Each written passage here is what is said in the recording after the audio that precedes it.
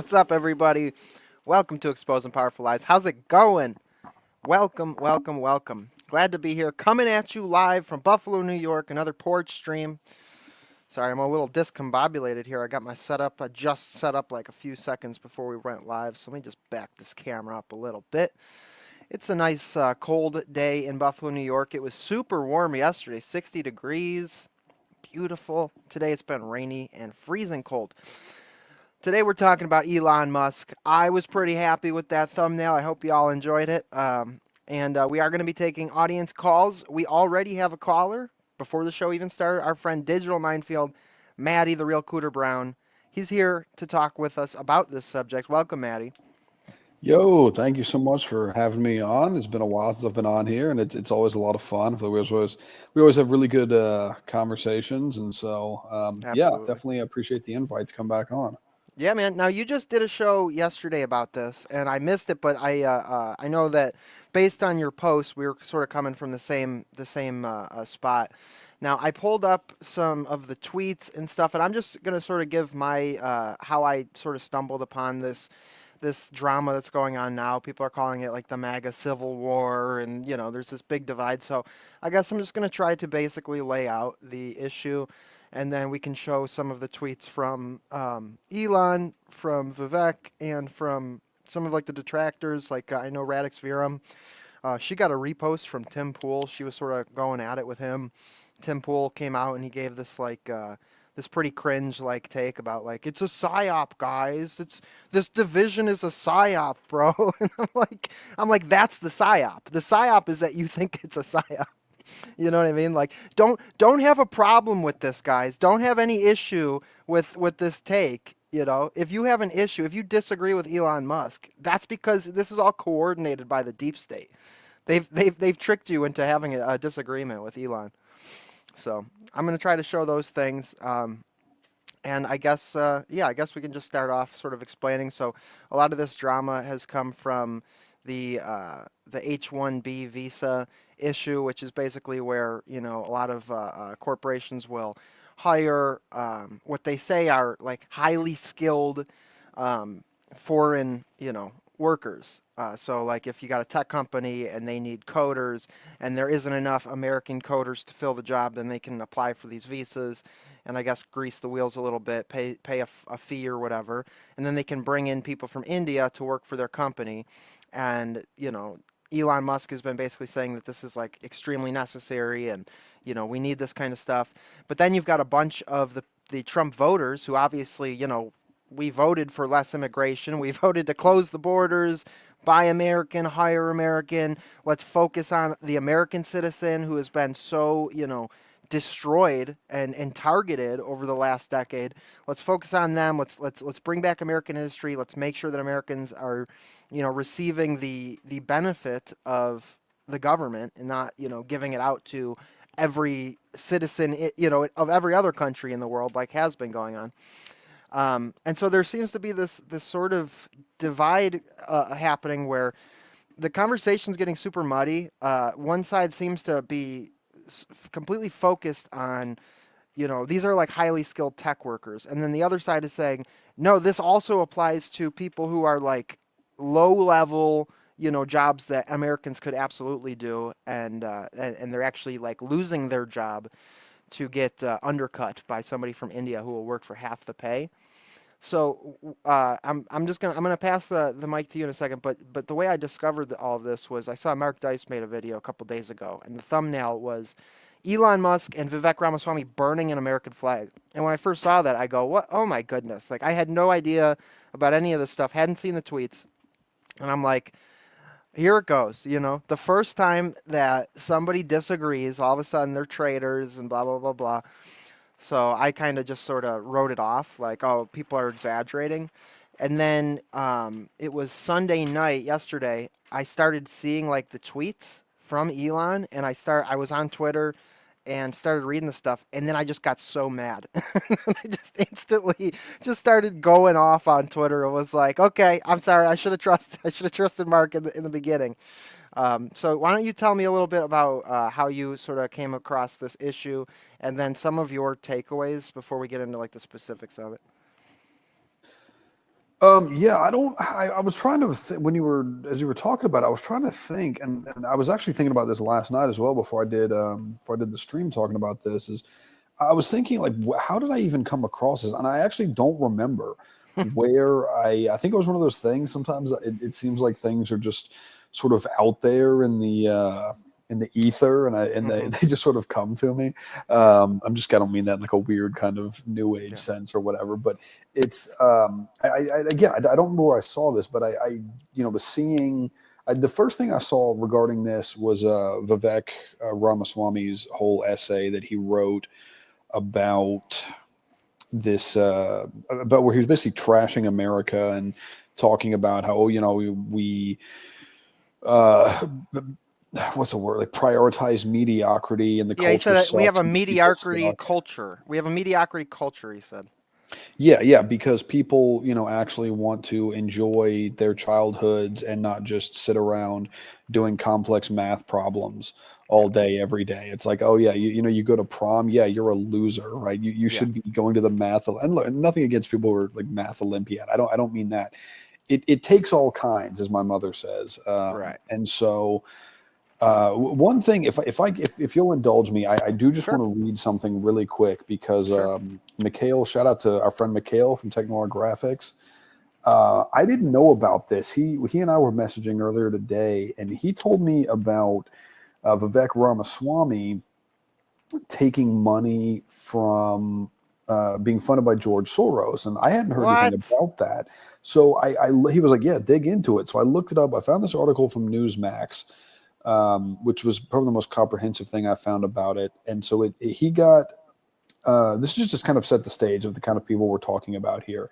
Okay. He received a grant for $90,000 from the Paul and Daisy Soros. Now, Paul, I think, is George Soros's brother. Okay. Paul and Daisy Soros Fellowship to attend Yale Law School. So he might be part of that whole Yale thing. Um, Yeah, the Yale thing. Right. Right. he claimed he did so only because he didn't have the money to pay for it. But in 2011, the same year he started Yale, Ramaswamy reported he made $2.2 million in income, according to his tax returns reviewed by Fox News. His returns also show for the 3 years before 2011, he made over $1.1 million in income working as a hedge fund analyst. Mm. Ramaswamy's connection with Paul Soros, the brother of the controversial George Soros, blah, blah, blah. So he said he took the money out of need because he was going to law school in his mid 20s and he didn't have the money, and it was a merit scholarship that hundreds of kids win that Okay. was partially funded not by George Soros, but by Paul Soros, his brother. Right. Um, so he claimed in the interview that when he got the money, George Soros had not gone off the rails pushing left wing politics, but that was a lie because he's been involved in that since at least the 90s. So anyway, the article goes on from there, and I was like that's an. And now I don't know that much about Paul Soros. I'm assuming he probably is has some kind of overlap with his brother's dealings and views. I mean, again, I don't know, but if he's giving out funds for people to go to Yale, like $90,000 to go to Yale, then I think it's pretty clear what kind of person. So anyway, I just wanted to throw that in there because That's these interesting. are the I'd kind never of heard of that. people.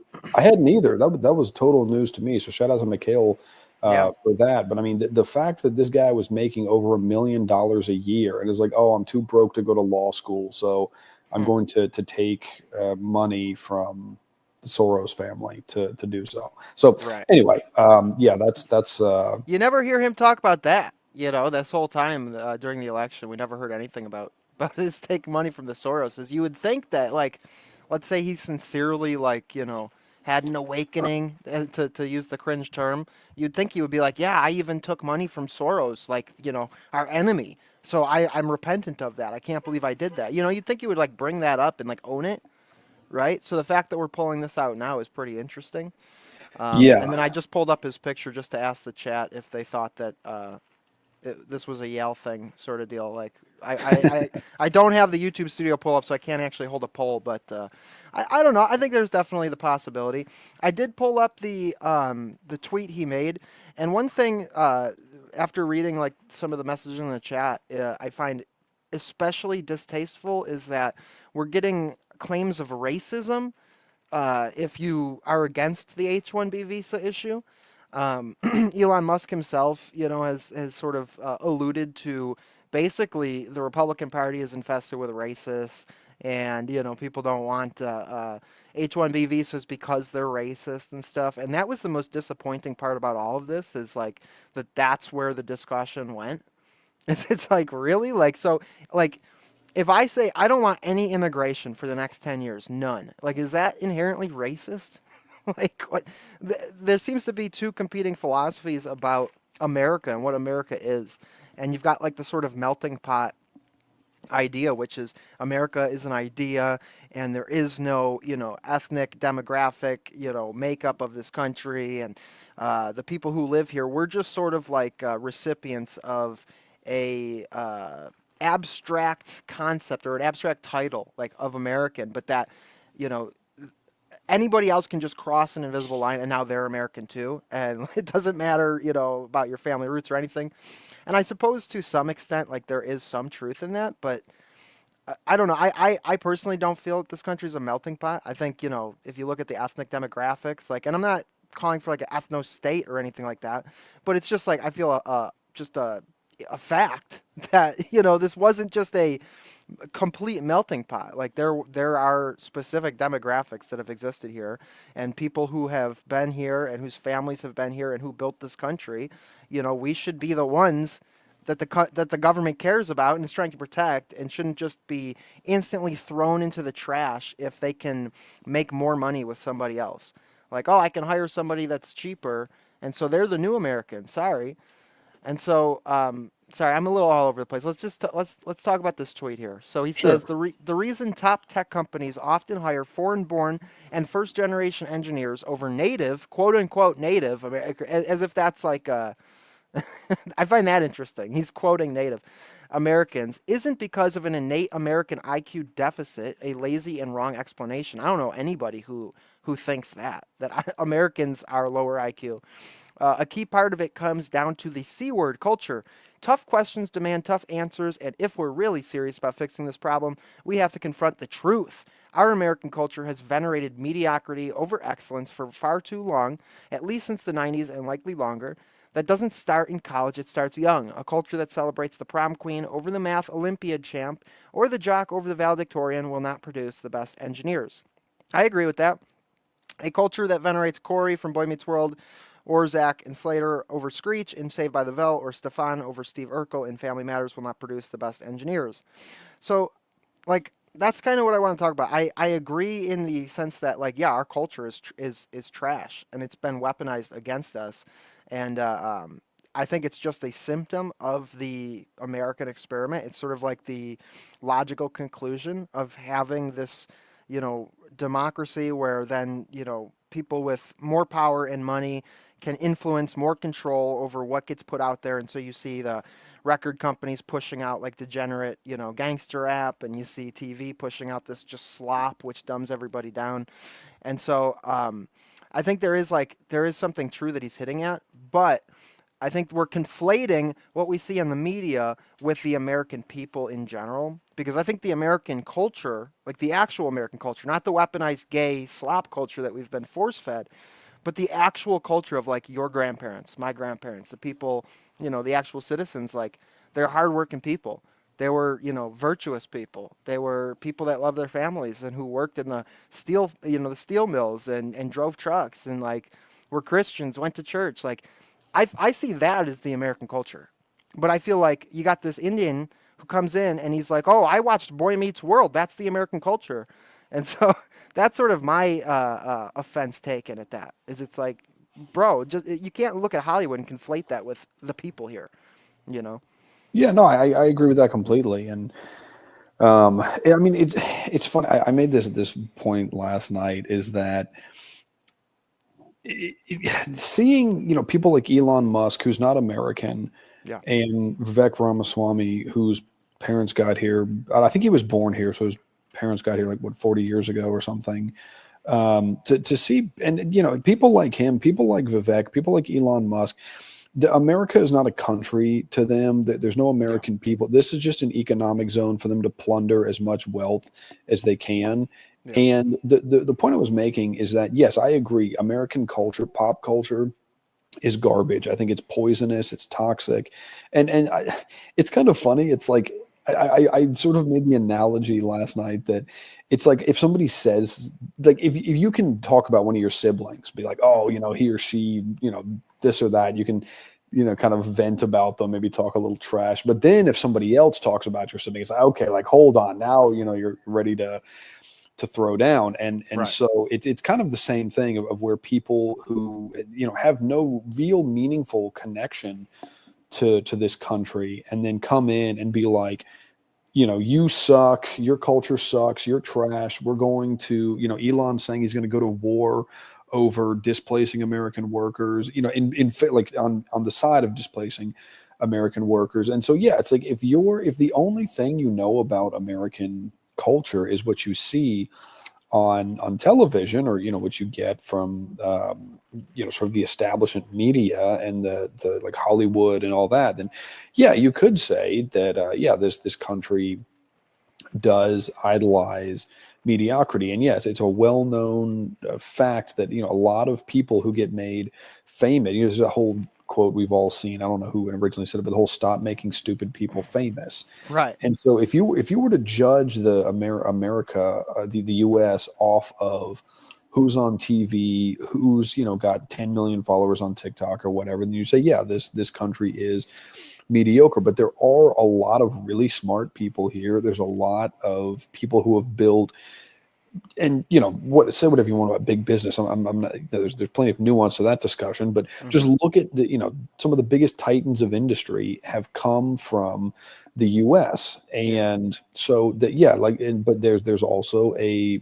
very and in many ways, maybe less so now, but like you were saying, with our parents and grandparents and great grandparents and so on, going back, there's a real admirable working class of people who, it's like kind of the American dream. You want to own a Yeah. house, you want to have a family, go to church, be a decent, honorable person, help your neighbors, that kind of thing. And so a lot of that has been lost, but it's still around. And for people like Vivek and Elon, they don't ever interact with real people. I mean, yeah, I know Right. Vivek went around to college campuses with Charlie Kirk and like argued with college students, but it's like that's probably the most interaction he's had with real people in decades. Yeah. Yeah, it certainly seems that way. Why do you think that? What do you think the main issue is that has sort of stirred up such heated emotions from people, especially on Twitter? For me, I think that it's just the sort of the timing, especially. The dude's not even inaugurated yet, and of course, this just is the sort of Trump phenomena that it really energizes people, because we're so used to the Kamala Harrises and the Bill Clintons and the Bill Gates of the world, these like sickly sweet con men that you just hate so much. They're so easy to hate. And then you get somebody who's like against that or positions himself against that, and people get so excited and energized, and they're like, yes, okay, we're gonna do something, and then the camp around him before he's even inaugurated is like, first things first, we got to bring in a bunch of more immigrants to take American jobs. And I think that that's really the stab in the back that has pissed people off so much is more than anything is the timing. It's like, dude, our border's wide open. We just received 20 million illegal immigrants. The woman just got set on fire in the New York City subway by one of these dirtbags who was getting your tax dollars paid to him on a Visa card to go buy Hmm. drugs with, and he just set some woman on fire. And you got all these people dying and getting hurt and getting raped, and you got Daniel Penny getting charged for stepping in to try to protect his fellow citizens. Like, you got all this going on, and with that context, you got Elon Musk coming out and saying that you're a racist if you're against his visa program, which is such a transparently, like, he makes money from this. Hmm. He makes money, so you're don't be a racist, bro. Come on, like, we're talking about my money here, dude. Yeah, I think a lot of it comes from the fact that many people have referred to Trump as like the blue collar billionaire, and the guy that, even though he's a New York billionaire, he still seems to have some genuine concern for Yeah. the American working class. Yeah. And I think what has me concerned, and I think what has a lot of people concerned, is the fact that you look at who he immediately started surrounding, or the people who, like Elon Musk, who bought their way in to his inner circle. And so now you look at who he's nominating, who he has surrounding him. It's Vivek Ramaswamy, it's Elon Musk, it's David Sachs.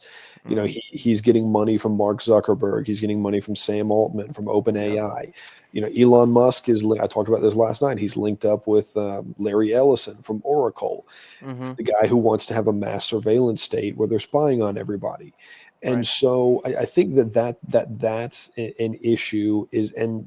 As far as I can tell, Trump has been totally quiet on this. I don't think he's said anything. I know he initially, back in 2016, I read the statement Yep. last night that he made where he was talking about being against the H1B program, and now Elon says it. Now all of a sudden it's like he's in the camp of being in favor of the program. So I think that seeing that, of where his big campaign was, his campaign platform was largely, we're going to fix the economy, we're going to put people back to work, we're going to Right. rebuild the infrastructure, we're going to get people good paying jobs, all of that. And then it's actually it's the same as it was before, if not worse, because now the people, the dorks who now want to rule the world and have everybody under their thumb, are the people that are now that he's nominating, and the people seem to be in his, who bought their way into his inner circle, which Yeah. is troubling. I mean, he literally ran on a platform of buy American, hire American. Yeah, It's like it seems to be directly opposed to this sort of push, and it is funny how Trump, they're saying he's come out, and sided with Elon, and I read his statement where he said, I like the H1B program, I've always liked the program, I've always supported it, it's always great, and then you see, like you said, the 2016 statement where he's like, they shouldn't be allowed to use it, we shouldn't have it, it's very bad, it's unfair to American workers. It's like, dude, yeah. that's quintessential Trump. Right? It's like it's almost like I don't even read it as maleficence. I just read it as, like, honestly, he just doesn't remember saying that. You know what I mean? Like, he's just like, no, I like this. This is good. It's like, I don't know. How do you read that? Do you think he's like knowingly lying, or do you think he's just changed his mind, and it's just Trump never wanting to admit that he's wrong? I think I don't remember who said this. I've heard this somewhere, that someone said that whatever Donald Trump says is what somebody who he likes told him 10 minutes ago. Yeah. And so whatever he's going out and talking about is that it's like, okay, you can pinpoint. Yes. He's, like Elon Musk said this. And the thing with Elon Musk, this is, I've basically always been critical of the guy. And what's concerning to me is that now this guy has such a position of influence. He has so much money. He's able to throw around. He Right. threw like what, 40 million at the Trump campaign. Yeah, like And immediately. yeah, like right out of the gate. This is a guy who was a diehard Democrat until 5 minutes ago. Hmm. And so the issue there is that it seems like a lot of people are sort of almost as if they're indebted to him. And this is something you can see with AJ right down there in Austin, Hmm. Texas, is Hmm. that two of his two We highest got that. profile employees, there you go, his two highest profile employees had their verification status revoked and Yeah, presumably Owen got Schroyer. demonetized. Yeah, And Owen was and it Harris. Harrison? Yeah. Yeah, Harrison and Owen both. And Alex hasn't said a word about it. I went and looked at his Twitter, and he is basically, every other tweet is just drooling at the altar of Elon Musk and how Yes. great this guy is. It's like, because he's making money off it, I wanted to right? talk to you Because he's getting specifically the about that. engagement money. Yeah, I Oh wanted to yes, I talk to don't you want to I didn't mean to preempt. No, no, no, that's great. That's great. So Specifically regarding AJ, I almost I can't even really be mad at him about it because of the context with which all this is happening. Like I see AJ as not wanting to rock the boat because of the legal battles he's been in, and Elon Musk sent his lawyers to sort of come to his aid. You know, Hmm. when they were trying to shut down Infowars just last month, Elon was in there defending him from getting his Twitter account taken, right? And so now Alex, who has always been a fringe, figure, is now literally at the heart of the winning American political movement, and I mean, it's almost undeniable Alex's influence in the Trump phenomena and in the Trump victories that happened in 2016. I've always said that I think that Trump going on Infowars in 2016 was like a major reason why he won, because for me at that time, seeing that was 100% why I was like willing to hear him out. Was like, oh shoot, he went on Infowars, like holy crap, maybe this Hmm. guy's for real. And then just the amount of fighting he did during 2020, 2024 elections. He did really go to bat for the Trump campaign, and was a very outspoken apologist for him. And so now that this drama and controversy is arising, and I agree with you. I think it's kind of sad to see, especially in regards to Harrison and Owen, who went to jail. Owen, who Yeah. literally went to prison over this fight. To see AJ not come out strongly in opposition, but like I said, I don't really take that. It doesn't make me like lose a lot of respect for him, because Alex does push back against Trump like every other day, or at least he did, for a lot of times over the course of this entire Trump, you know, movement. Um, Hmm. there has been many shows where he's on there and he's just pissed. He's just pissed because Trump's not doing this or that. And sometimes it's warranted, and sometimes you're like, "Come on, dude! Like you're so ridiculous. You want everybody to do what you want all the time." But no, I think that the takes from Harrison and Owen have been really good, and I don't see how you could have the opposite take. I do think that there's like good points on both sides. Like I'm curious, like what you think about the actual specific issue of the H1B visas. Like I think, yeah, it makes sense. Like if we need coders and we don't have coders, like bring the coders, right? But then if you've got these same people going and doing like these low level jobs and taking jobs from Americans, that's obviously wrong. Why can't we fix that system? Why can't it just be like a specific, okay, we need this, many number of people who are highly skilled who we don't have, and then at the same time address the cause of the issue, which is our education system and how Americans have been passed over. We've literally been force-fed degenerate culture. We've been, weaponized with our food.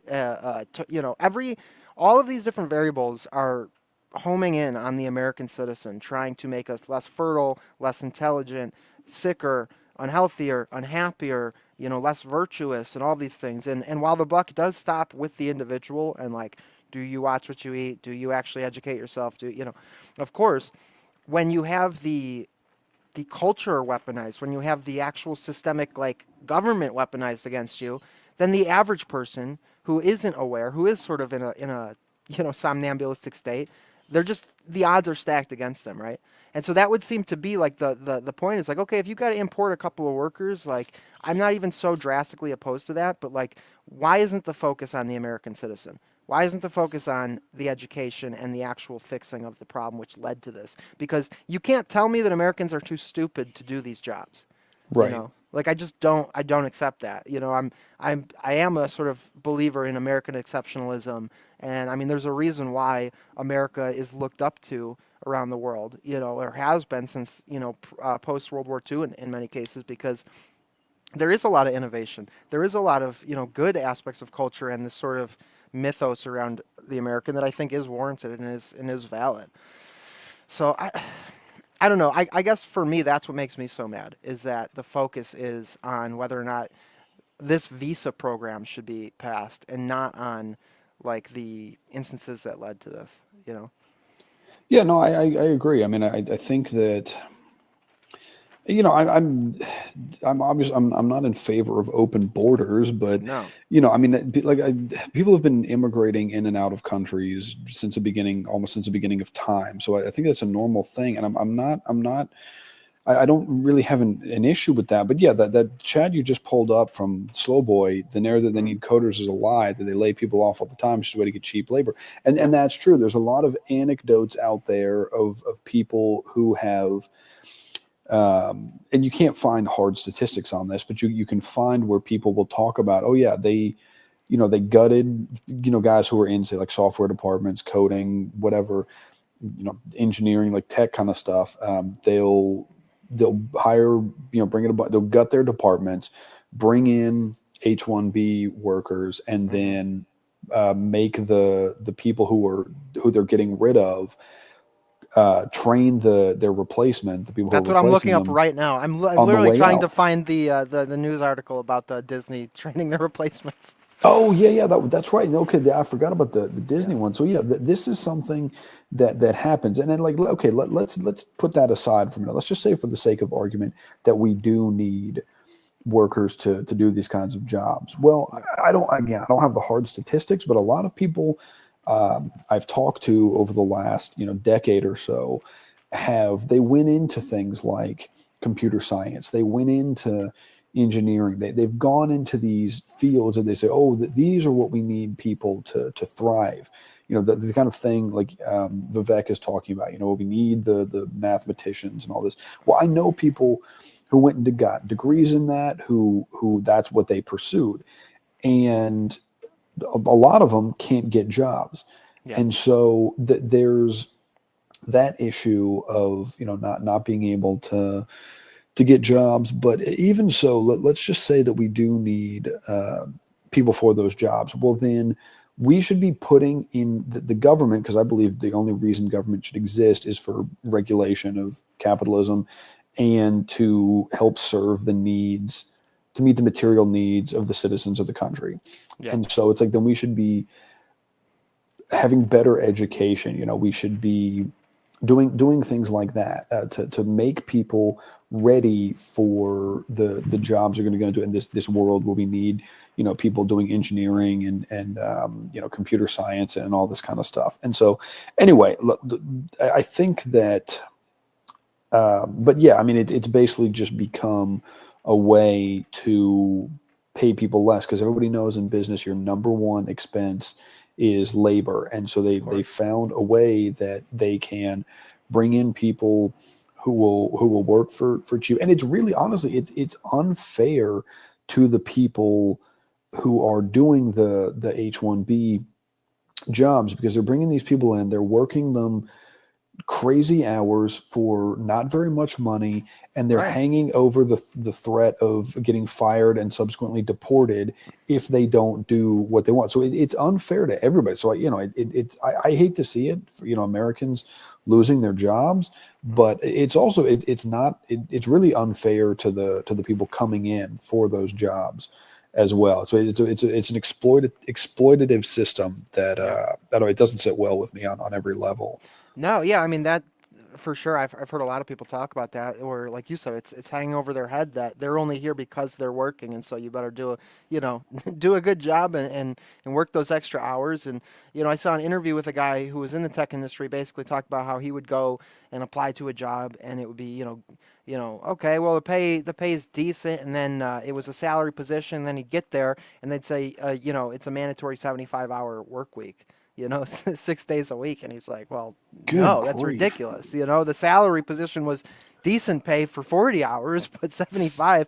And it's like, because they've got people who will do those jobs because they want to be here, Right. and it's just crazy. Harrison Smith shared this, which is, this guy says, this is insane. H1B is the biggest scam going, all one company in one random town. I thought this was the Tesla. So Harrison shared, I'm going to try to find this, Tesla's H1B applications, and they're not for all skilled. It's like low positions, entry level positions, and stuff. So it's a slide that looks a lot like this. I want to get the my ducks in a row here, because I do have a lot of different like articles to show. If But I can, it's frustrating. Go on. yeah, I don't mean to interrupt. This is one of the things that is so frustrating is the entry level jobs, because people who are trying to get entry level jobs are getting screwed on every level, because you can look at job postings, entry level, and it's like, oh, cool, entry level. That used to mean fresh out of, you know, college or fresh out Yeah. of, you know, some kind of job training or, you know, technical college, university, whatever it may be.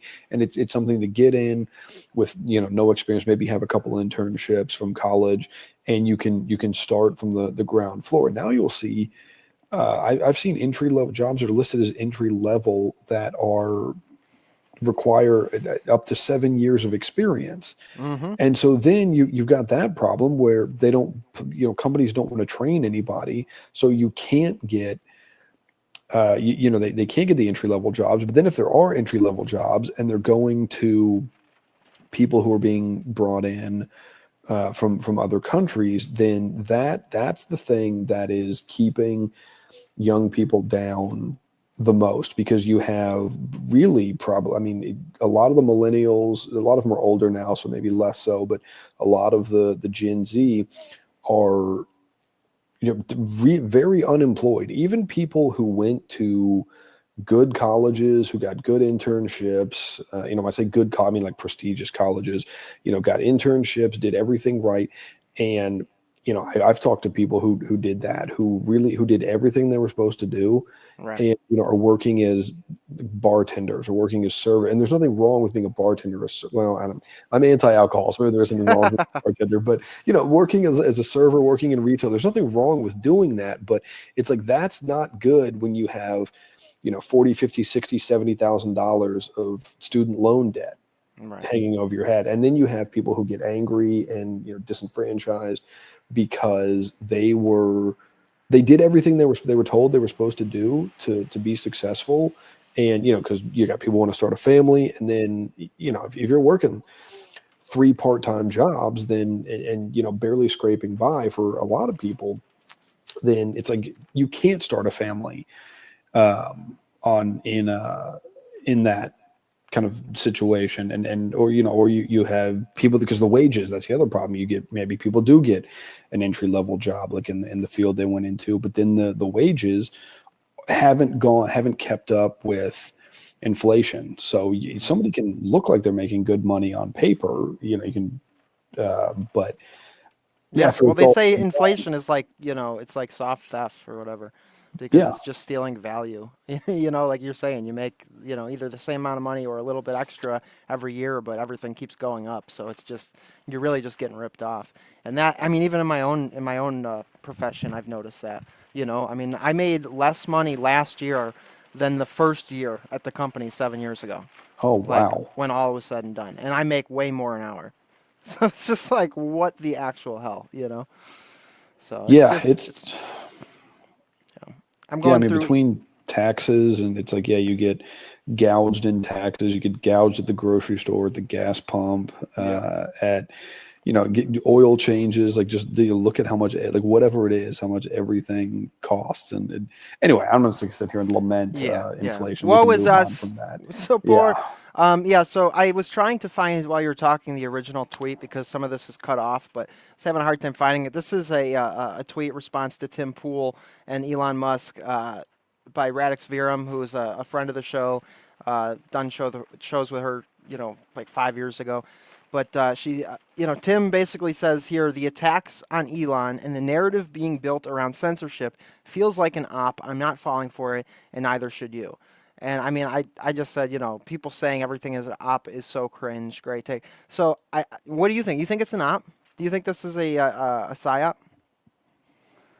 The whole debate about the H1Bs. Censorship and the division that's taking place now between, you know, Trump voters over this. Do you think it's No, coordinated? Yeah, no, me I neither. don't think it's an op at all. I think it's that these uh, tech bros, you know, who bought their way in, now feel comfortable that they can show their true colors, Right. because they're firmly enmeshed in the new administration. And so, yeah, they're showing that they're not populist. They this is who they are. I think that they finally feel comfortable that they can come out and do this, because it's like I don't think you're going to. I mean, the idea that this is an op. It's like, what you think the CIA is telling Elon and Vivek, hey, y'all have to go, you know, start tweeting these things like right at the same time. It's, Or it's I like, think no, he these thinks like guys maybe it's obviously bots. talk. Maybe he thinks that like all the people pissed off about this are bots. That's the only way that makes sense to me. Because how could it even be an op? You're right. Yeah, It's I like mean, all these people on Twitter, they're just bots. They're not actually upset, or there's a few bots and they're fomenting anger and stuff. I even had a response to my tweet that a guy was saying, "Oh, this isn't a real MAGA." I'll show you. It was so ridiculous. I go, dude, I've had a YouTube channel for 5 years. There's hundreds of hours of me supporting Trump since 2016. You can go and check it out. Go, please carry on being a retard, bro. Like, what the fuck are you talking about? Like, okay, I'm not a real person because I have this opinion. Like, okay. But yeah, before I show you that, I'll just finish this up. So, yeah, it's so just real quick. I was just gonna yeah, that to me to insinuate or to say that, oh, this is all bots and people aren't actually like, that is so condescending and dismissive. And it shows that, I mean, because Tim Pool, he's another one of these people drooling at the altar of Elon Musk, right. is that that's basically saying, and look, I don't know how much money he has, but Tim Pool, I think, is probably doing pretty well for Oh, he's himself doing great, bro. financially. And so this is them basically having, whether they're just stupid, whether they're, have allegiances in other places, Yeah, I don't know. But the idea that American workers are just, it's a bunch of bots, and that American workers, there's no way American workers could possibly be upset about the fact that they're getting their wages undercut, they're getting their jobs taken. These kind, and that people feel like they've been betrayed yeah. by a president that they voted for and supported, and people faced all kinds of crap for that, and now it's like, oh, that he's turning around and letting his tech bro sycophants screw people over even worse than they already have been. I mean, that is, even for Tim Pool, that's low. Yeah. I mean, just the way this whole thing was handled is so stupid, dude. I mean, just to come out, like I said earlier, calling people racist, saying that this is it's all a big conspiracy and all this, it's just so ridiculously handled. I mean, it's honestly surprising. Tim Pool, I do think he's. I wouldn't say he's stupid. He can sort of reason out ideas, but when you take in his overall sort of opinions on things like aliens and stuff like that, you go, okay, he's a little undercooked, I guess. You know what I mean? Like he got success, he got money, but he doesn't have like a solid foundation with which to sort of critically analyze things for certain topics. So I think it's funny. It's like this whole idea that this is an op. I don't know. It's like we were saying, how could it be? Like let's say it is. Like okay, how does that play out? Bots, and then I don't know. But anyway, so Radix says, no, Tim, this gaslighting doesn't work anymore. Elon pushed something insanely unpopular, failed to read the room, doubled down, resorted to shrill leftist tactics of denouncing his critics as unrepentant racists, called American workers retards and subtards, which when I saw that, I don't even know what that means, subtard. Called for a Stalinist purge of the Republican Party, then told people to fuck themselves in the face and said he would go to war against them. He's removed blue check marks, deleted accounts of his detractors, and announced shadow banning is back. Now, I didn't see the shadow banning is back thing, but I did see him with the, F yourself in the face tweet. Here, he's talking about these contemptible fools. He's saying that the Republican Party is filled with racists. The blue checkmark thing is interesting. They basically said that Laura Loomer accidentally doxed somebody. Have you heard about this with the blue checkmark thing? No, I heard it was just because she went too hard on Elon. Is that why No. I didn't know she doxed somebody. Yeah, it So was news to somebody, me. gosh, I wish I could remember if this was on We Are Change or one of these, political podcasts. So take it with a grain of salt. But they basically said that Laura Loomer was talking about somebody working for the Trump administration by one of these political cabinets and said, either this nominee or whatever, like she was against him. So she released this information, which apparently had the address, but it was the wrong person. It was with the same name. So she just like doxed some random person. And so that's why she got her blue check mark taken away. And then I guess the check mark thing, you have to pay like $1,000 a month for like this like corporate X account or whatever. And so a bunch of people were sharing that same like license or something, and so they all lost. I heard that, and I wish I could remember where from, because now it's like, now that I'm saying it back, I'm like, well, maybe that's bullshit. But I remember when I heard that, it was from somebody that, I normally would not be super suspicious of their reporting. So I don't know. I think it's interesting, but I haven't seen anything to back that up. So that's just, for whatever that's worth. Um, So anyway, so Elon, yeah, in these tweets, he's just basically talking about how immigrants have, helped him build his company and whatnot, and so he's definitely biased. And what you said earlier in the stream about how he jumped in at the last minute on the campaign, instantly started donating, a boatload of money, and now he's just got unfettered access. And he's unelected. Nobody elected him, right? We gave him sort of grace and goodwill. He amassed some goodwill, and I think, at least me personally, even with all of the stuff that's suspicious around him, during the election, I was like, okay, he's talking a good game. Let's see what happens. And I just think it's shocking how over the course of like a month, he was able to just nuke all of the goodwill that he raised, just like that. And it's not because he disagrees with a lot of the Trump base or something. It's because of the way he did it. It's because of the condescension and the leftist tactics that Radix was talking about. So I think that's like a master class in how to just completely ruin, completely ruin your goodwill. All right, so let's switch over to X. Let me see if I can pull up any other ones. I'll show you that response that I was telling you about. Where is it? So these are some of the tweets that I was making when I first heard about all this stuff. Um, let's see. So I just said, thanks for jumping in on the team, which was obviously winning at the end of the campaign. But please stop telling us how we should feel and how we should run our country. After systemic anti-whiteism, we need to fix this problem before even thinking of importing more people. And I think that's, a thing that makes people angry too, is it's like, I'm not a person that identifies with my ethnicity. I'm a mutt anyways. I've got like Native American and all sorts of different European, and so I'm all I'm not like pure white, whatever that means. But there's clearly a anti-white, thing in our culture, right? Like they have been just going so hard against it, and so I don't think that the proper response, or even a realistic response that would ever happen, especially with Trump, is some sort of like pro-white thing, but just some sort of pushback against that. I know Trump has floated ideas about, enforcing the discrimination laws that are already on the books and stuff, and stopping that, but we got to see something done. Like this is a war that's been waged on people. This absolute reverse to regression to sort of uh, uh, old style racism, but just against whites now. And now we're just talking about just keep importing people, just keep importing people. We got a birth rate crisis.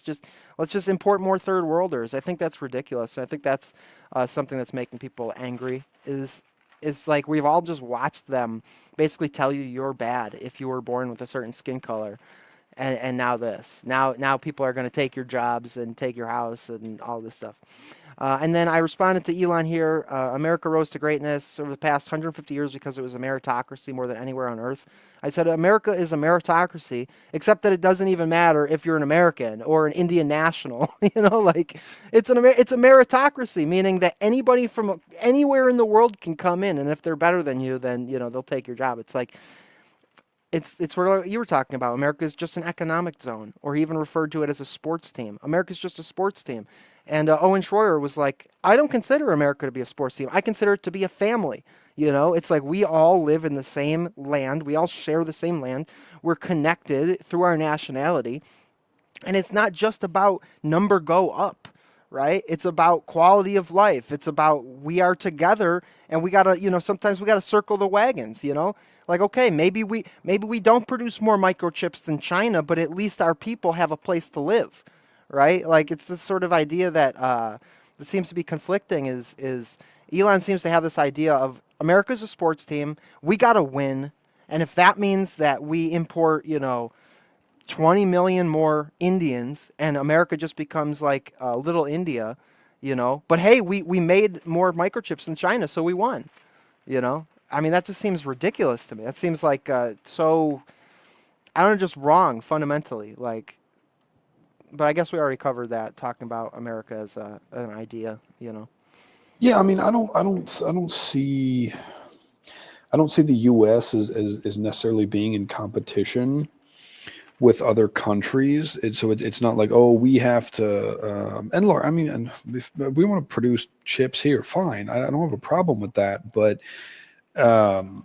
it's like, so okay, if China or Taiwan or Korea, whatever, South Korea produces more chips than that, like, so what? That at the end of the day, that doesn't matter to me, because America has kind of just turned into a stock market with the world's most powerful military, Right. right? It's just like a Right. giant stock market with a very powerful military. But you see people, and again, I don't want to repeat myself. I don't want to belabor the point, but you're seeing this. I think this is actually a good thing, because this whole debate that's going on, because you're seeing where people are pushing back on that, of people who are saying, like, no, this country is not just an economic zone where people can just come plunder all our wealth and screw us over in the process.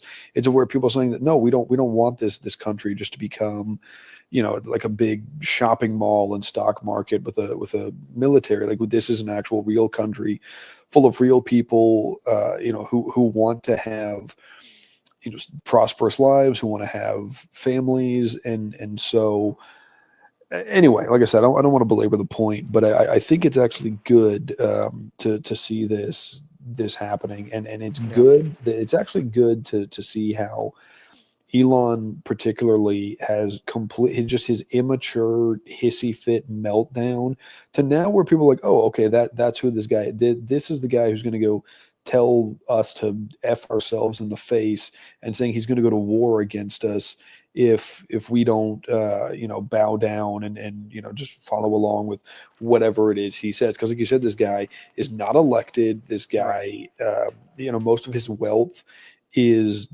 doesn't even exist, because it's just the stock that he owns is assessed at being worth a certain amount of money. So sure, he has actual money, but I don't know. I mean, the guy is certainly propped up.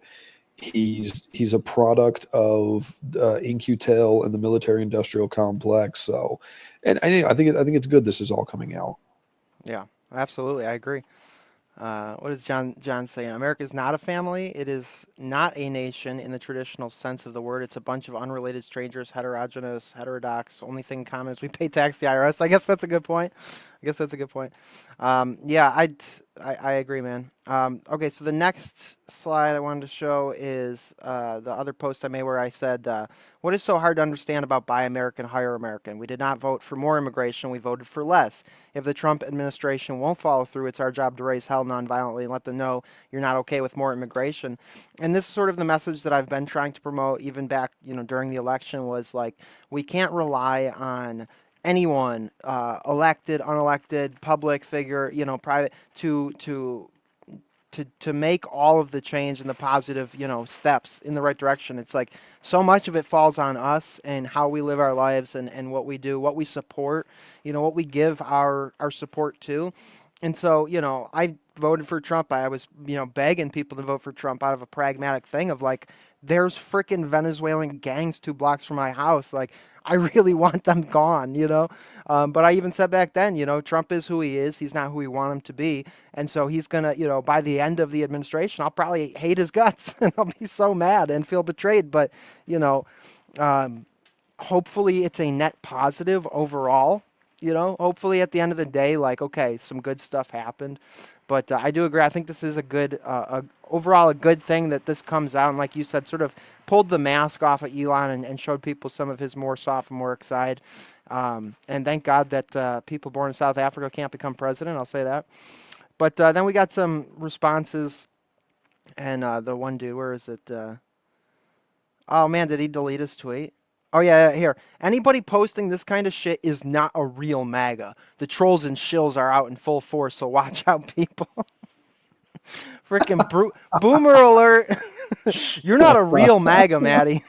You're Like not you're a real right. "Make America Great Again" if you have an issue Yeah. with what Elon Musk said. Now, I want to say real quick that this is. I don't think Elon is nearly as smart. I'm not just here to just trash Elon the whole time, I promise. But I don't think he's nearly as smart as everybody claims he is. But Right. he is crafty and devious, and he's tuned in enough to see to know which way the wind is blowing, so to speak. And this is something that now the Reform Party, Nigel Farage, the party that he's a leader of in England, in the UK, is now Elon is talking about dumping millions into the Reform Party Mm, in the UK. Now there's been some discussion of that, and because I follow news in the UK more closely than in the US. right. But the thing is he can't, because he's not British. Apparently he could get citizenship through his mom, because I guess she's from there or something. But I was like, this is something, and I don't know. People need to be wary Yeah. of this. That this guy, I think that's one of the ways he's going to try to gain more control. Is Yeah. he puts money, and it's funny because all people are like, oh, lobbyists are bad, and then everybody got, not everybody, but a lot of people got excited when Elon dumped 40 million into the Trump campaign. It's like, Right. do you really think this guy's just not trying to buy, Lobbyists are not bad, trying but not our lobbyists. Our lobbyists are good. to yes, their lobbyists suck, ours are good. But yeah, I mean, the thing with the bots and the shills and the trolls and all that, yeah, that exists. There is a lot of that Hmm. on Twitter, but I don't think. I think in this case that just trying to blame it all on that is I just think it's is ironic. It's like that's the psyop, you know? I mean, yeah. like that's the psyop is to get you to like think that anytime somebody's going to disagree with the cult of Trump, that's like a leftist thing. Like the leftists, the liberal, they're like a beaten, bloodied corpse right now. They're not Hmm. infiltrating our X accounts and launching bot attacks. I mean, not to say that they can't or that's impossible, but like this is an actual disagreement. When you have a coalition come together, like with Trump in this last election, where you got a million different kinds of people from a million different walks of life and philosophies and political stances, and they all supported this guy because it was just a common sense, obvious thing. Like, well, yeah, he's better than Kamala Harris. Like naturally, there's going to be arguments and there's going to be disagreements that come out, and so just to oversimplify and say it's a psyop is so dumb and is like I said, ironically, I think is the psyop. That's people who learned the term psyop 5 minutes ago, and now everything they just throw the word psyop at everything. Yeah. Yeah, it's a joke, dude. It's an absolute joke. But yeah, I think it's interesting. I did sort of say back before the election happened that Ramaswamy, he talks a good game and he's very he's very good at saying the stuff that people like me want to hear, calling out the deep state and stuff. But I basically said back then, like, that's easy to do. It's not hard Hmm. to figure out what the people who are more conspiracy minded want to hear, or what the people who are more populist want to hear. That doesn't necessarily mean that he's a decent dude. And so I feel good. I sort of called that one because there's just something about him that I was not feeling. It's like, and somebody had basically said that when he was running for president, like, he might say all the right things and he might, want to drain the swamp and go against the deep state. But if he got in, it's like Indian Americans come first, just by nature of who he is. Like even if he doesn't want to, like he's just naturally going to have that sort of in-group preference bias come out.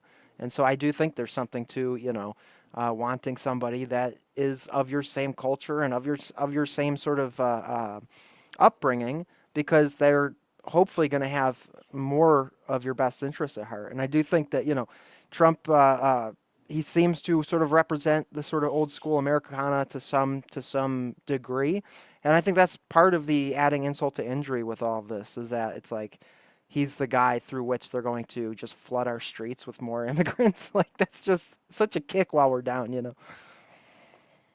So hopefully that doesn't happen. I'm not black-pilled about this. I do, like I said, I hope it's going to be a net positive overall. I am glad that he won and over the other people. And honestly, after the election, I didn't want to make any more political videos because, I was feeling very elated after the election. And then very quickly, I sort of came down to earth and was like, It's not looking good for this country, man. Like overall, I'm optimistic because I'm a Christian and because I'm just like, it's all good. I have peace, with whatever happens. But with the way that our culture is, and with how like sort of mind effed our people are, it's like, man, it's gonna take some miracle to ever sort of get back to a semblance of what this country once had, and I just don't see that happening.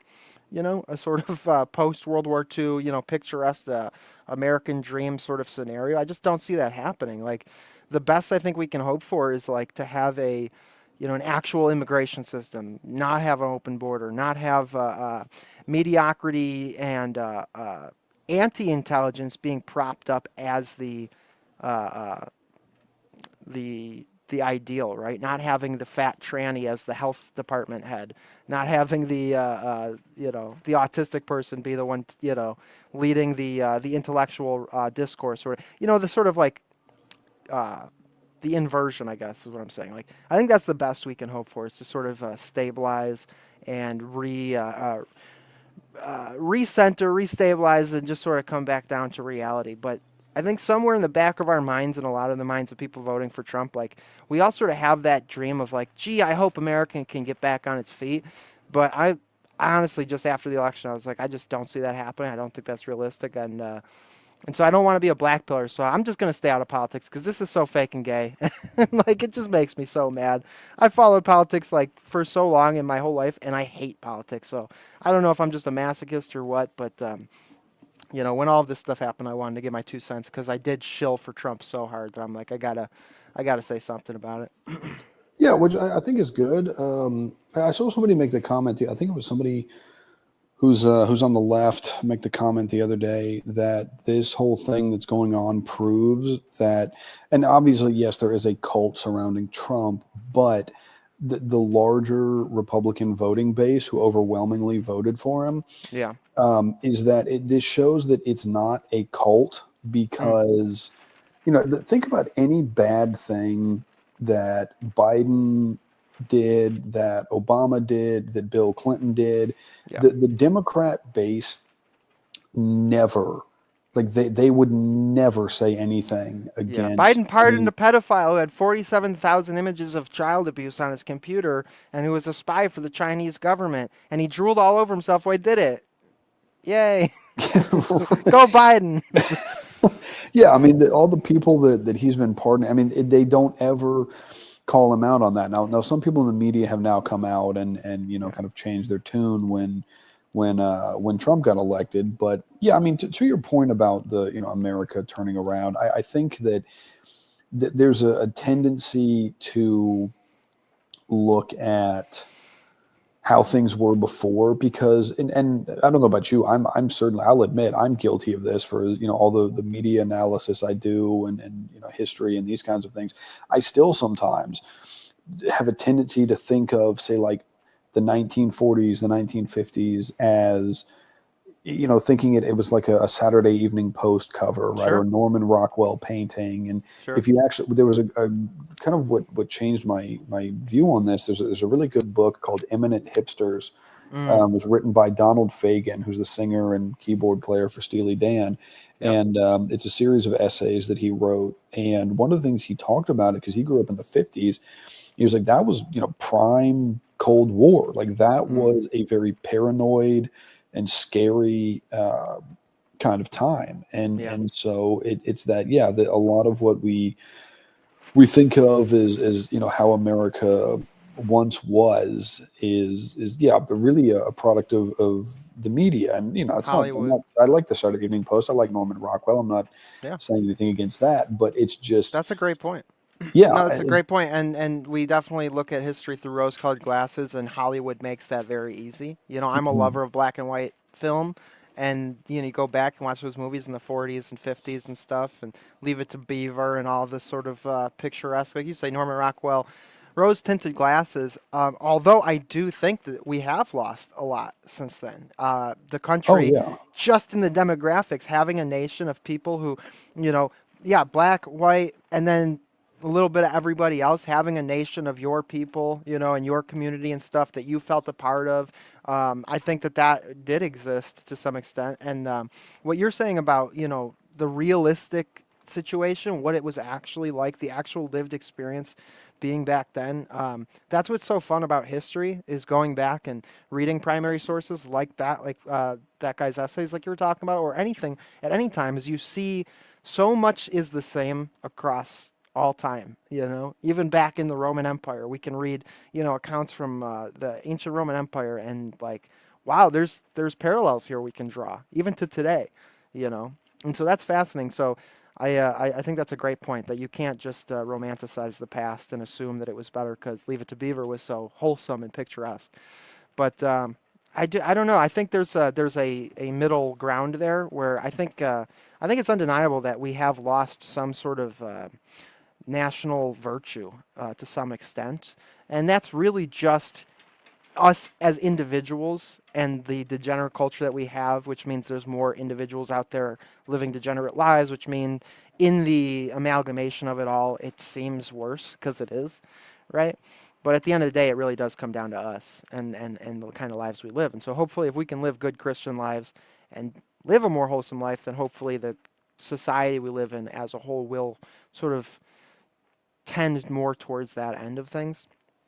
But yeah, what you were talking about is kind of like what John said here. What did this country once have? How did you? Yeah, absolutely. I mean, that picturesque 1950s image came from World War I and World War II, and the wealth that we had after that. So, yeah, Yeah, no, I mean, and I do agree that yeah, the U.S.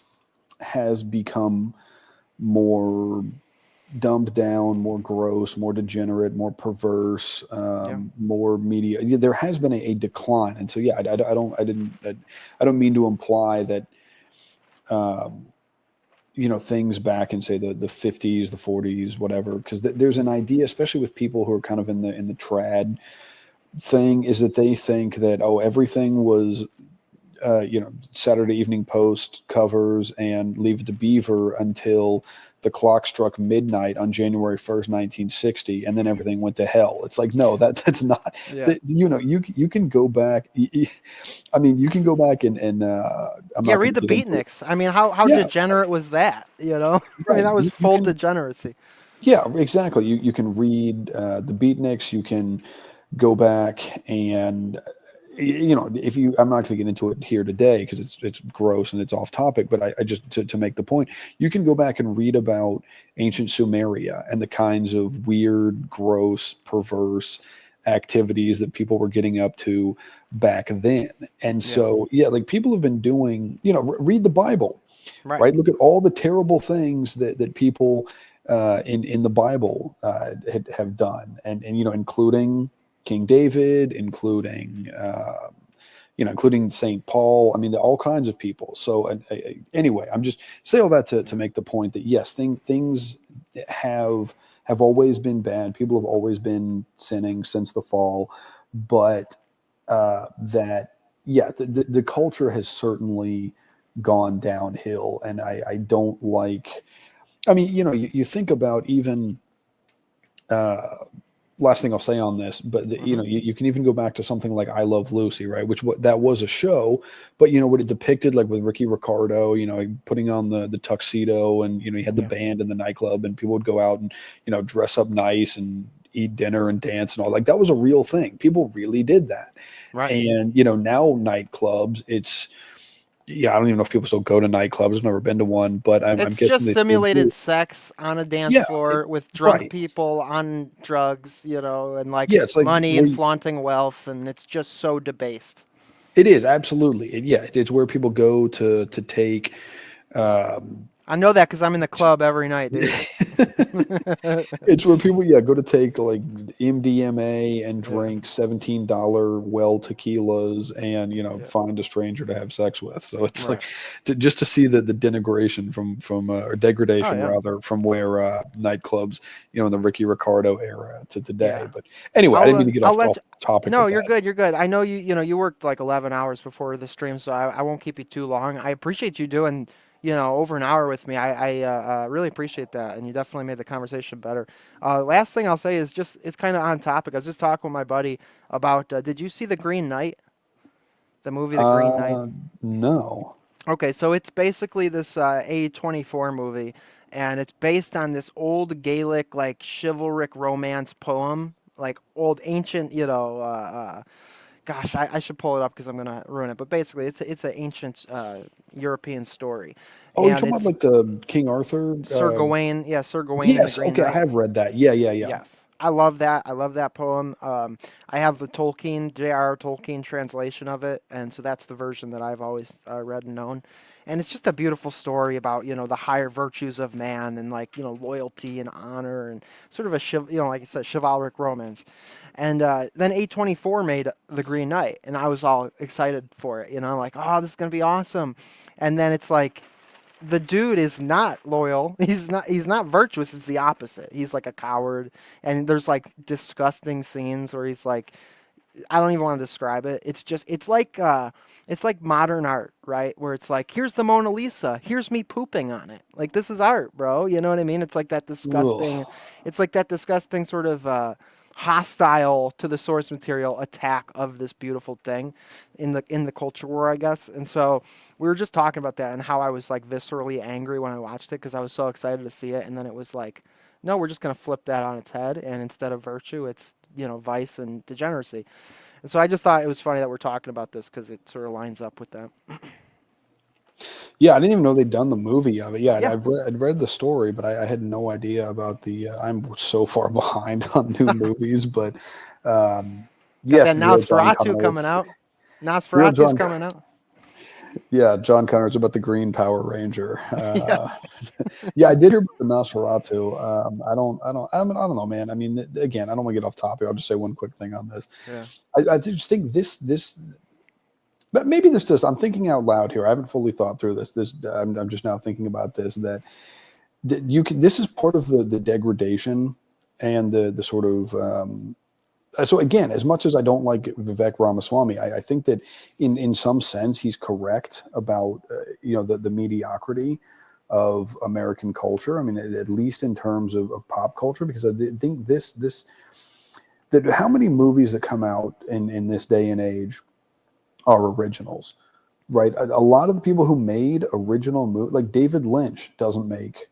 I don't think he's made any movies in Mulholland Drive. I think was his last one. That was like 2002 or something. Yeah. Quentin Tarantino doesn't make. Robert Rodriguez hasn't Wait, made. Inland Empire came out after Mulholland Drive, didn't it? That's right. I think Inland Empire Yeah. was '06. So yeah, Yeah. I think that's right. And then you had like Robert Rodriguez. I don't think he's made a movie in years. Quentin Tarantino doesn't make movies very often anymore. Yeah, he And just so goes on the Joe Rogan podcast and talks about feet. Yeah. yeah. But anyway, I think that's that's part of it, is that there's no that America has kind of lost that creative spirit of where it's either let's just remake something and then just change everything, and like you said with the Green Knight, just make everything gross. Yeah. You just take something that's like beautiful and just defecate on it, It's just so insulting and frustrating. But anyways, I'll let you go. And for the chat, guys, I'm going to be wrapping up the stream because it's a chill stream, we're going to be listening to one of our radio dramas. So stick around for that. Thank you all so much for being here. And guys, you can find Digital Minefield, our friend Maddie, over at Digital Minefield on YouTube. So please go subscribe to him. Thank you, guys. And thank you, Maddie. Yes, thank you so much for having me on. It was a great conversation. Always enjoy talking to you, and hopefully people got something useful out of this. I think it was a good chat. And so yeah, if anybody wants to follow me, you can follow me on Instagram at Digital Minefield, and you can follow me on YouTube just at Digital Minefield, or youtube.com/ I think it's at The Real Critter Brown. So yeah, thanks again, and yeah, hope everybody has a great night. Thank you, brother. Yeah, I'll talk soon, man. All right, sounds good. Thanks. All right, later. Yeah, Maddie just did a stream yesterday about it, so be sure to go and check that out. Check out the stream he did on this whole subject. And I really just wanted to throw my hat in the ring because, like I said, because I shilled so hard for Trump. So it was just like, this pissed me off. It was the first time I got really mad since he won. So I figure I might as well come on and complain to all you guys. Thank you all so much for being here. Thank you. If you like the show, please consider sending a super chat to the links in the chat and in the description, Cash App, PayPal, and Venmo. All chats will be read live, so you can tell me about how I'm a troll and a bot and how I'm not a real person, and that my entire life is a psyop meant to hurt the MAGA movement, and that I'm not a real MAGA. So please do that via Cash App, PayPal, and Venmo. I will read it live. So how y'all doing, man? I was gonna do open lines, but man, that went long, and I feel like I said pretty much everything I wanted to say about that.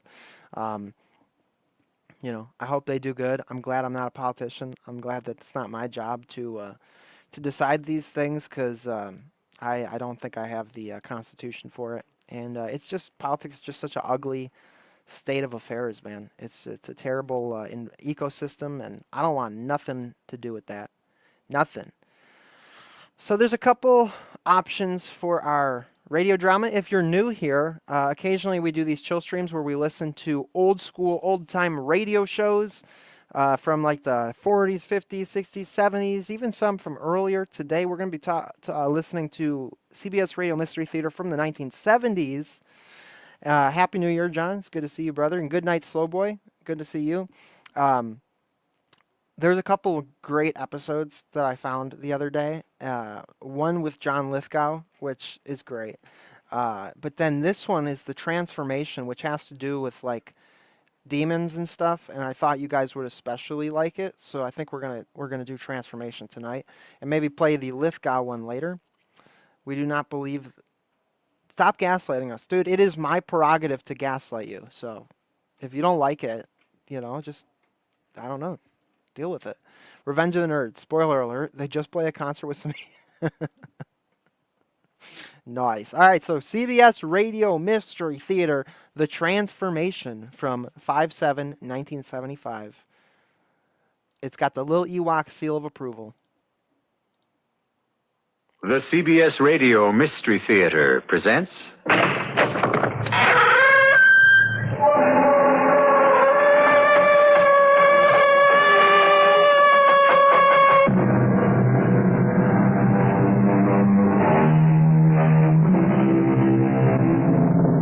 Come in. Welcome. I'm E.G. Marshall.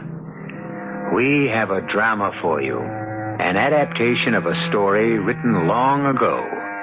A lady by the name of Mary Wollstonecraft, dead now for a century and a quarter, accomplished in her lifetime two things for which she is well remembered. She married the poet Percy Bysshe Shelley, and she composed the novel Frankenstein. The first brought her misery. The second brought her fame. Oh yeah, I forgot. The story is a Mary Shelley story. That's awesome. That's even better. Though she never married another man, she did write other novels and a goodly number of short stories besides. It is one of these we bring you now.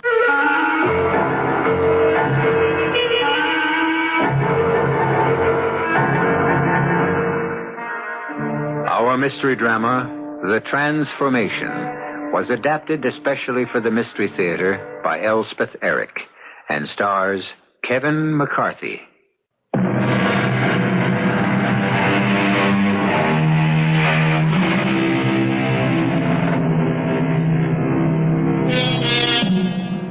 The background for our tale of horror is the proud and beautiful city of Genoa, which looks down upon the blue Mediterranean Sea, where the northern coast of Italy curves toward France.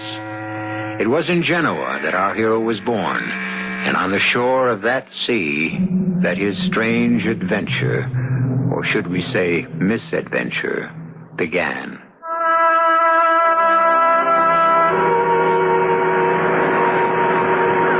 I walked ashore. The waves sounded in my ears. The air was gray and dismal, and above the horizon black clouds loomed. The scene reflected my own misery and desperation flooding over me, and a crushing sense of my own helplessness. Memories flitting shadow-like through my tortured mind.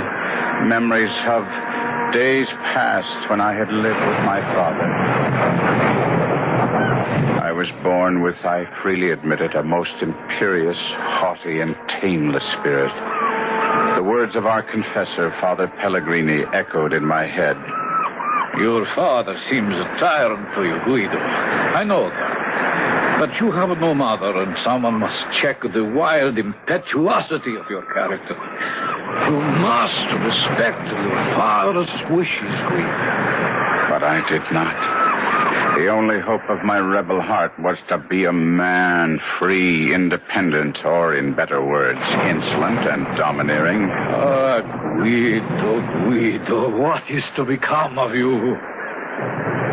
My father had one friend, a wealthy Genoese noble, the Marchese Torella, who, in a political tumult, was sent for a time into exile. Like my father, he was a widower with one child, a little flower of a child whom he left under my father's guardianship.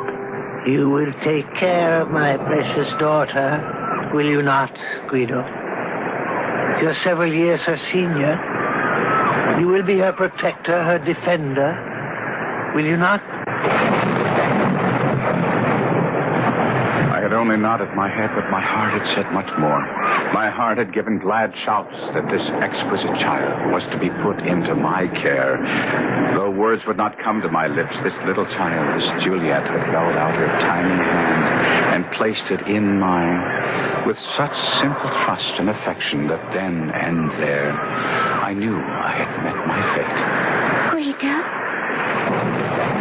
We grew up together, she and I.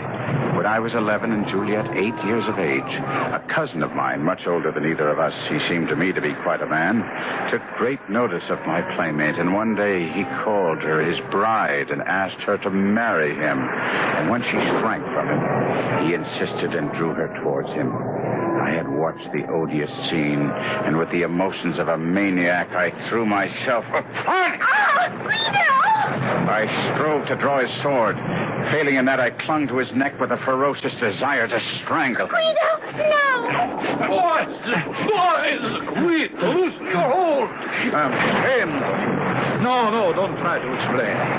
I know the bully was trying to force himself on our little Juliet, and I know you had to come to her aid, but Guido, had you not been too small to draw his sword from his scabbard, who knows what you might have done? Father? Your actions were a great sin. Come with me to the chapel, and we will pray for your impetuous soul. This I did. And that very night I returned to that same chapel, holding little Juliet by the hand, and in that holy place I profaned her child's lips with an oath that she would be mine forever, forever, only mine.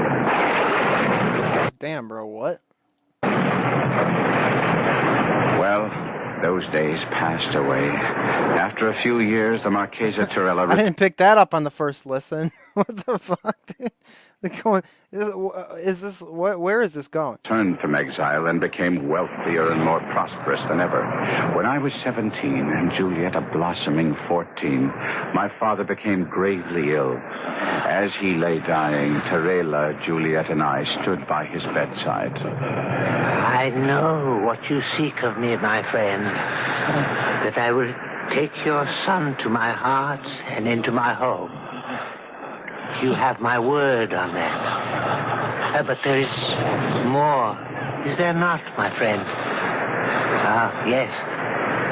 You wish me to bestow upon your well-loved son the hand of my equally beloved daughter. That is your wish, is it not, my dear friend? And so it was done. The beautiful child I had so loved from childhood was promised to me against the day when I should be so situated as to claim her for my wife.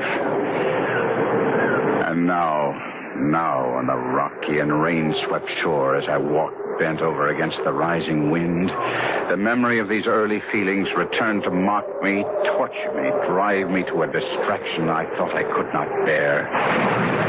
My dreams had vanished. Hope had abandoned me. I had been willing to die there on the shore, to let the rain and the cold congeal my blood and freeze my marrow and end at last a life which had become unbearable. Then, all at once, a gigantic flame pierced my eyelids and made me lift my head to look seaward. The spot where I knelt was locked on one side by a rugged promontory. Round this cape suddenly came, driven by the wind, a vessel. In vain the mariners tried to force a path for her to the open sea, but the fierce gale drove her on the rocks.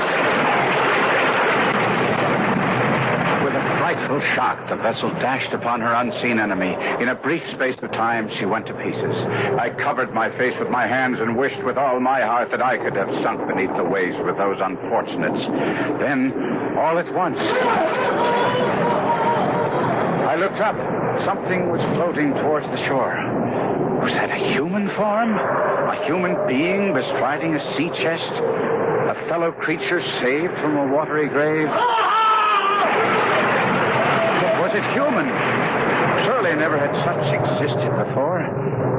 A misshapen dwarf, I could see it now, with distorted features, a torso as wide as it was long, legs thin as threads and extending an inordinate distance from his body. His arms were the same, and the hands that dangled were tipped with pointed nails that were black all over. By Saint Beelzebub, I have been well vested, and by the fiend, here is another ally of the mighty one. To what saint did you offer prayers, friend, if not to mine? Now I could see his face. God in heaven, his face. His head sloped back from his eyes so sharply he could be said to have no forehead at all. His hair was black, as were his eyes, but long and growing unevenly over his shriveled pate, and from the backs of his hands, from his legs, and even from between his toes. What a noise the big ocean makes! The waves disturb me. I will have no more of this. Silence, winds! To your homes! Clouds! Fly to the antipodes! And leave our heaven clear!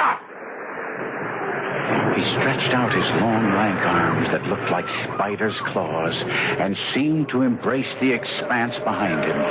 Was it a miracle? The clouds became broken and fled. The azure sky first peeped out and then spread a field of blue above us. The sea grew calm. Come!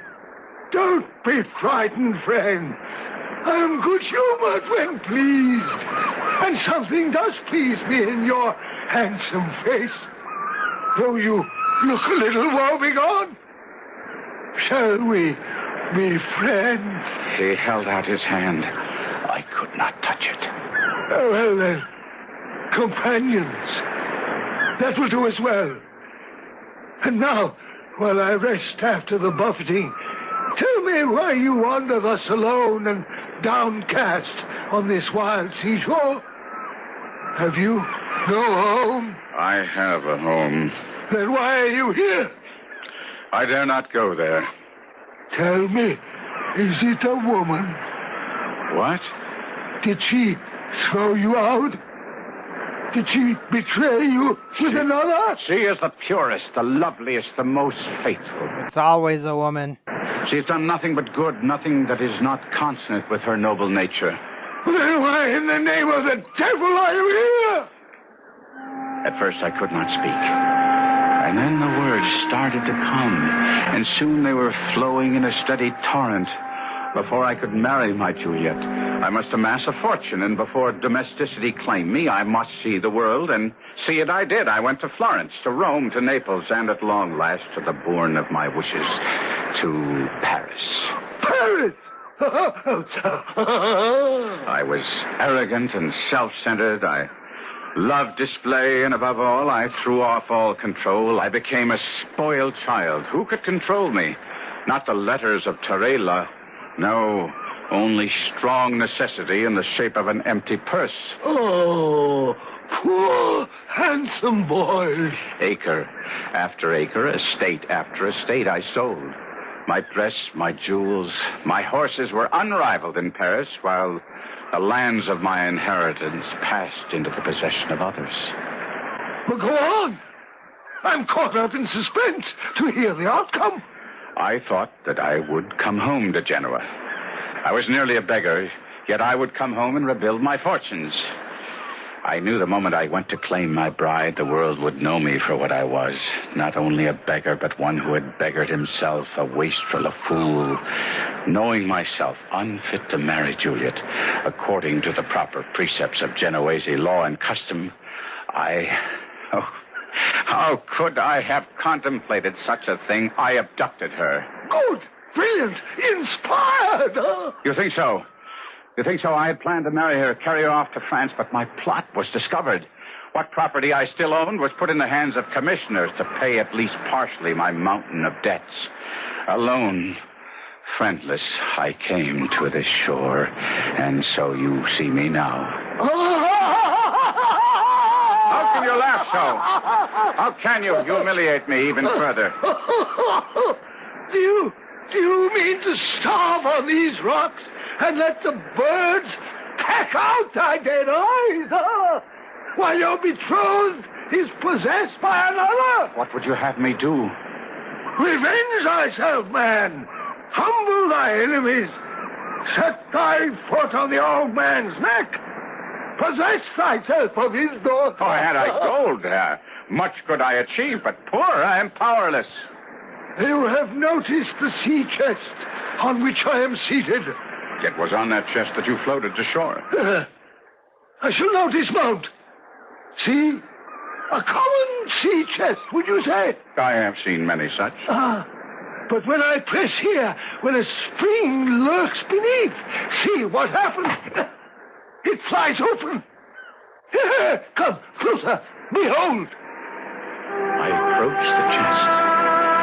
And, Holy Mother, what a sight met my eyes. Blazing jewels, ruby, diamond, sapphire, emerald, beaming gold, pale silver. I trembled head to foot. A wild passion swept over me to possess this treasure which gleamed and glittered within the chest. I looked helplessly at the hairy monster who stood watching me through half-closed eyes.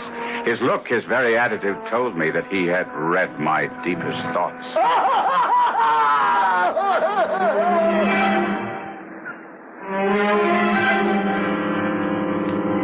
Can it be that from horror comes beauty? Can hope be born of despair?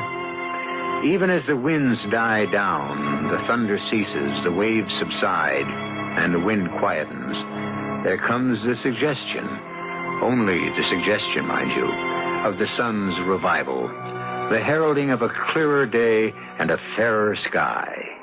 We will be back shortly with Act Two.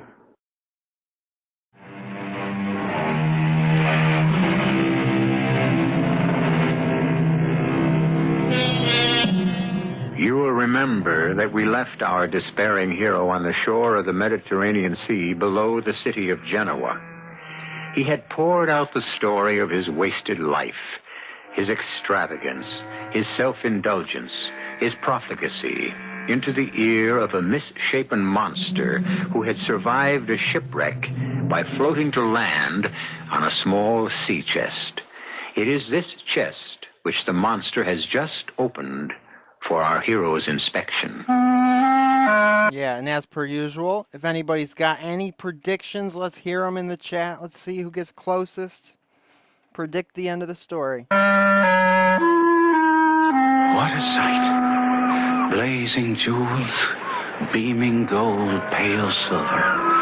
A mad desire to possess this treasure which gleamed and glittered within the chest was born of a sudden within me. Though I was trembling, yet I controlled my voice as best I could. Doubtless one so powerful as you could do anything at all? Nay, I am not so omnipotent as I seem. Some things I do possess, which you may covet. But I would give them all for a small share of what is yours. As nothing is my sole inheritance, what beside nothing would you have? Your comely face and well-made limbs. You cannot mean what you say. I ask for a loan, not a gift. Lend me your body for 3 days. Oh. You shall have mine to cage your soul the while, and in payment, my sea chest. What say you to the bargain? 3 short days. It may seem to you, listener, incredible that I should lend my ear to this proposition, but in spite of his unnatural ugliness, there was something fascinating in a being whose voice could govern earth, air, and sea, and I did feel the keenest desire to comply. For with that chest, I could command the world. You must realize that if you were to be faithless to our bargain, I would soon die upon these lonely sands. I shall leave you food for survival. But even should I survive, the limbs and body which are still mine would be yours forever. 3 days only. Look here. See the blue of these sapphires. See how the rubies glow, the diamonds flash and sparkle. And there is gold enough here for a kingdom, silver to furnish an army. I know little of black magic, for that is surely what you deal in. I promise 3 days. It's on my honor as a beach monster. But I have heard that there must be a spell, and you must know it, whereby you, should you play me false, would be obliged to render up what you so unlawfully gained. I mean, my face and form. Is such a spell. And what is that? Your blood and my blood must mingle. Here's a dagger. Show me your wrist. Hold it out to me. I have drawn blood. Now, here is my arm. Take the dagger and cut. I hesitated. It was possible that I contemplated driving the dagger into his heart instead of his wrist, then making off with his treasure, leaving him to die upon the shingles, his blood mixing with the sand. Or was it that the sight of that bony wrist, that hand with its elongated fingers and their black nails, seemed too repulsive to touch? Cut! Cut I did. I held the horrid hand and drew the dagger across the skinny wrist until the blood flowed freely. Good. Now our wrists must lock together. Let our bloods become one. And so we did. In horrid fascination, I watched his blood and mine mix and mingle, yet not quite did they become one. For while the blood from my wrist flowed crimson, the blood of the monster flowed black.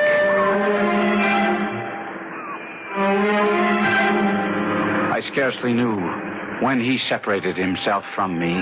My eyes were fixed upon the treasure chest. I let the jewels run through my fingers. I caressed the gold. I stroked the silver. But as I did so, I saw my hands. Could they really be mine? Long, black, emaciated fingers with long, black nails? Yes, they were now mine. But I comforted myself only for 3 days. I thought to retire to a cave nearby and there wait out the little time before the monster's return. I picked up the chest awkwardly.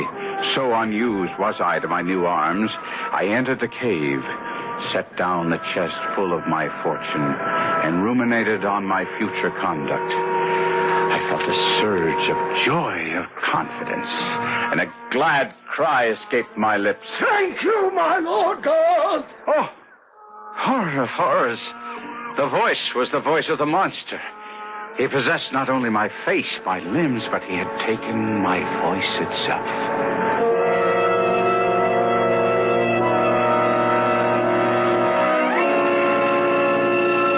Two suns had set.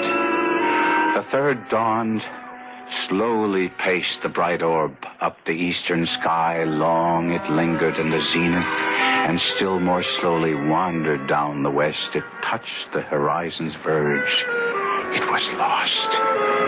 The evening star shone bright. I thought to myself, he will soon be here.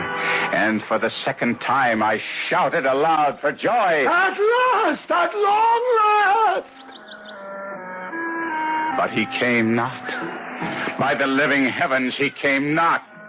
Night dragged out its weary length, and the sun rose again on the most miserable wretch that ever upbraided its light. I dreamed that I was at Juliet's feet, and she smiled and spoke my name. Guido. Oh, Guido! She had seen my transformation. I awoke with the agony of the nightmare upon me. I would on the instant return to Genoa. That was my resolve.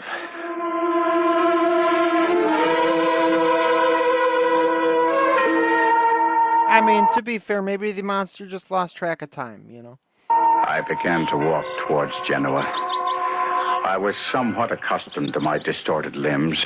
None were ever so ill-adapted for straightforward movement, and it was with infinite difficulty that I proceeded. I tried to avoid the hamlets, for I was unwilling to make a display of my hideousness, but I was not always successful. Oh, what is that? Sweet Savior, what is crawling up the path? It's a spider! A spider the size of a man! Maria, get in the house. Quickly! Quickly! I had had the wild notion that I might beg at her house for food, for I had brought none with me. But I understood immediately that there would be no food here. How freaking cool is that, dude? When I first heard that, I was like, oh, that is metal, bro. Dude looks like a human spider. It's freaking Spider-Man up in here. No help of any kind. Wait, Maria! Hand me my broom! Be quick! It's starting to run! Give me my broom! With my spindly arms wrapped around my tiny head and my long, crooked limbs carrying me away from her as fast as they were able, I escaped the enraged woman. I stumbled up the cliffs, searching for a cave where I could hide my repulsive body. And I lay panting on the rock. Below me, the splashing sea, the quiet sand, and above, the blue sky of heaven. Bruised in body and broken in soul, I slept.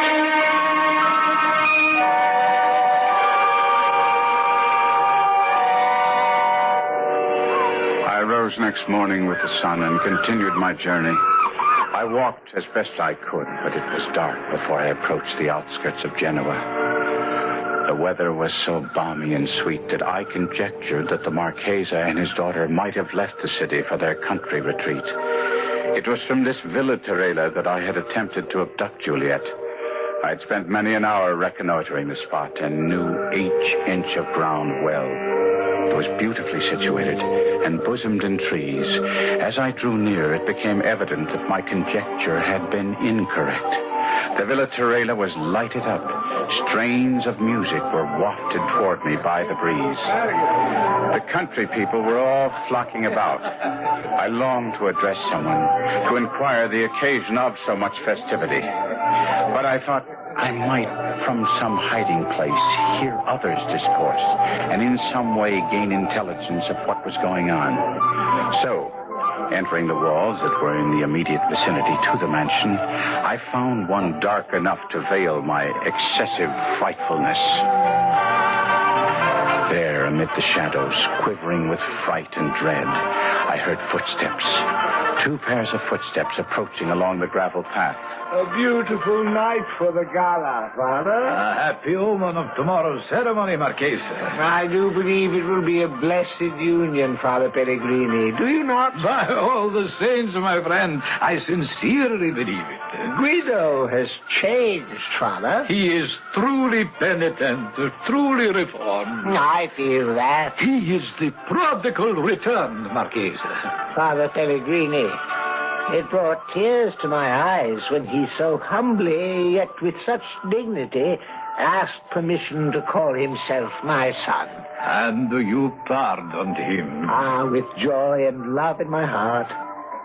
And fast upon the pardon bestowed on him the gift of my lovely child, my Juliet. You have acted nobly, Marchesa, with magnanimity. Wisely, too, I trust, Father. I believe so. My heart died with horror. I had done all this. On the morrow, my once promised bride was to pledge her vows to a fiend from hell, all because of me, oh merciful God. The anguish was too great to bear, and scarce knowing what I intended, I grasped the dagger that the monster had used to sever both our wrists, and I plunged it in my breast. How crazy is that? Dude freaking stealing his girl and everything, man. Who could have saw that coming? Jeez. You know, we need a better quality of monsters these days. Bro, straight up cucked him.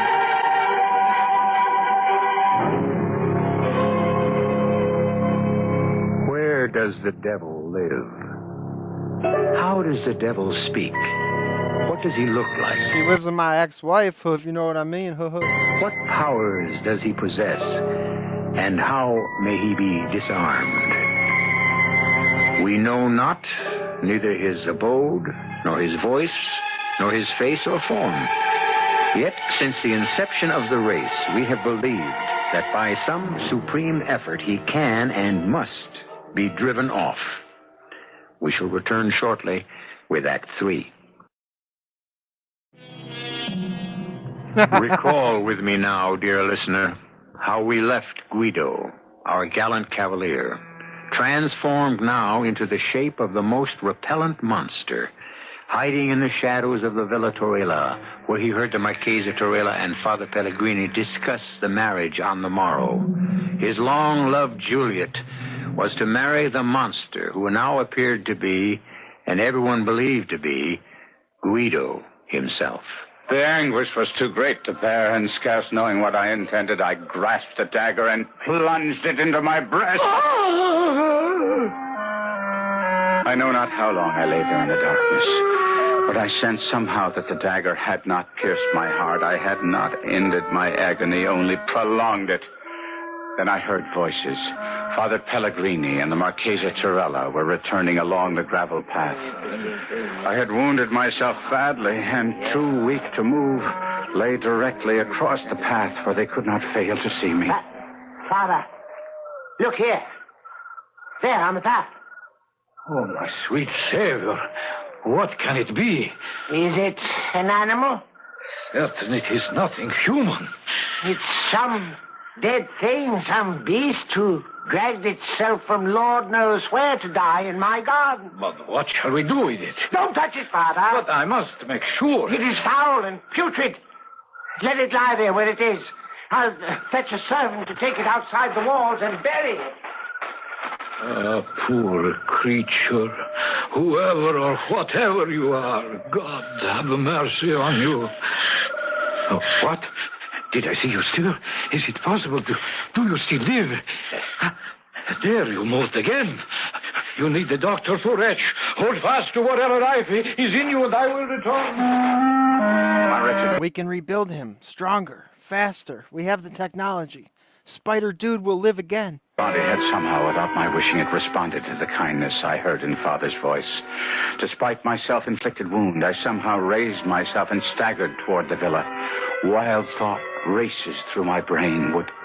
Could God permit the foul union slated for the morrow? I hid myself among the trees. The garden grew deserted. The gates were closed. I staggered about and came under a window. Well did I know it. A soft twilight glimmered in the room. The curtains were half drawn. It was the temple of innocence and beauty. I saw Juliet enter, approach the window beneath which I lurked. Oh, she clasped her hands. She raised her eyes to heaven. Guido. Mine own Guido. Then, as if overcome by the fullness of her own heart, she sank on her knees. Oh, Guido. My only love.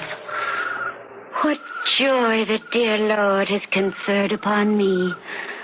Oh, let me live only for my life's love, my Guido, my best beloved. I heard a step, Man, we need to find girls like this, you know what I'm saying? a quick, firm step. And soon I saw a young man, richly dressed, young and graceful to look upon. Yes, by heaven, he was handsome. He had the lithe body, the fine features of oh, God in heaven, of myself. I crouched closer. The youth approached. He paused beneath the window. She arose, and again, looking out, she saw him. Guido. Oh, my love. The guests have gone. My dearest, you must go too. It is not seemly that we should be together like this. And Honestly, I'm here to blame the victim. I mean, it's on her. How can she not tell the difference between her fiance and a spider dude wearing the skin of her fiance? I mean, come on now. Really? And what's his plan? Is he gonna like live the rest of his life married to this girl, and then anytime he gets a cut, he bleeds black blood? How's he gonna explain that? I honestly, I want to know his long-term plan on this. till after tomorrow's happy meeting. I will not go. Ah, sweetest, could I press one kiss upon thee, I could repose. And then he approached, and I thought he was about to clamber into her chamber. I had hesitated not to terrify her. But now I was no longer master of myself. I rushed forward and threw myself upon him. I cried, Oh, you seven-fold-shaped rebel! Heaven protect us! The dagger was in my hand. I knew that soon the monster and I would be separated. In the midst of my frenzy, there was much calculation. I must fall upon his sword that he did not survive. I cared not for the death blow he might deal against me. I saw his villainous resolve to do this in the sudden thrust he made at me. I threw myself on his sword. I wonder. You think maybe he wanted to eat her? I wonder. That's actually a good point. Maybe he had foul intentions. Yeah, Vigo says probably about to eat her. Yeah. You know, I didn't think about that. That's true. And at the same time plunged my dagger with a true and desperate aim in his side. We fell together, rolling over each other, and a tide of blood that flowed from the gaping wound of each spilled on the grass. And in the moonlight I saw that my wound shed blood that was crimson, while from the gash I had made in his side flowed blood that was black. More I saw not, for I had fainted.